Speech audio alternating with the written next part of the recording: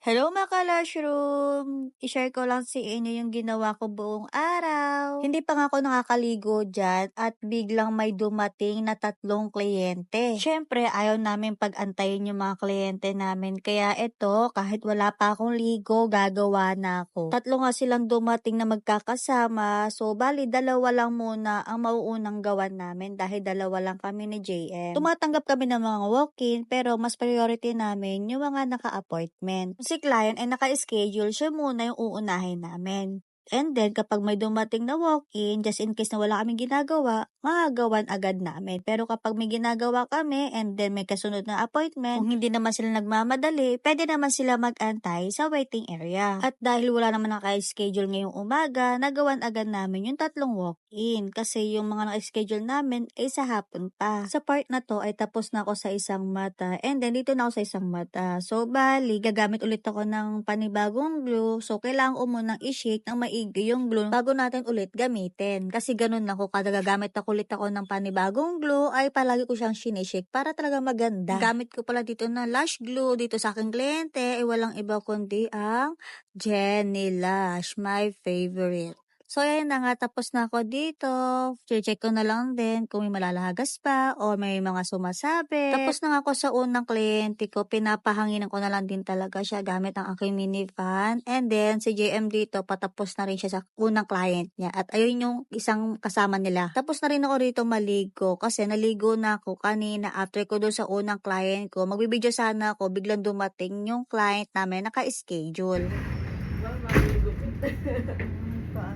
Ay, mabilis na pala. Nag-ano lang ako.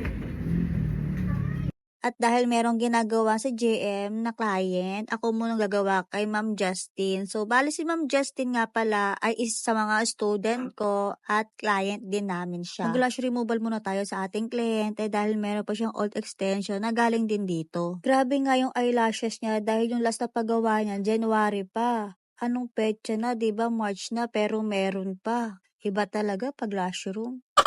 Magaan nga yung pakiramdam ko ngayong araw kaya nakakagawa ko at nakakatulong ako kay JM sa mga client namin. Minsan kasi hindi ko talagang kaya gumawa kaya nakahiga lang din talaga ako.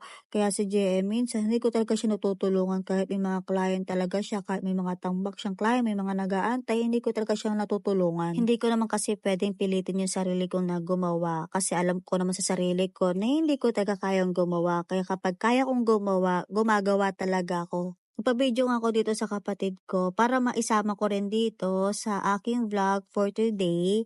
Ayan, natambakan na nga kami dito, pero okay lang yan. Ito yung tinatawag natin na good problem. Sobrang ako natutuwa dito sa sarili ko dahil ang gaan-gaan-gaan talaga ng pakiramdam ko, kaya nakakagawa talaga ako ng maayos at nakakasabay ako kay JM. Napansin ko din, nung nagpagupit ako ng buhok, ay grabe, sobrang gaan ng ulo ko kasi nung hindi pa papagupit, grabe.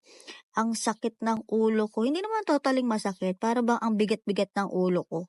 Tapos na ako dito sa pangalawang client na ginawa natin kay Ma'am Justin. Ayan, so pinagawa niya kasi dito ay volume cut eye. Yung last na pinagawa niya, ganito rin. Masyado kasi siya natuwa sa unang gawa namin sa kanya, kaya ito inulit niya ulit. Cat eye volume. At dahil tapos na ako sa kliyente ko, may pagkakataon na ako panoorin yung pinapanood ko na When Life Gives You Tangerine. Tama ba? When Life Gives You Tangerines. Basta yun na yun. Kasi ngayong araw, yung release ng season 9 to 12. Tama ba? At mabuti na lang din talaga meron siyang Tagalog nun kaya naiintindihan natin.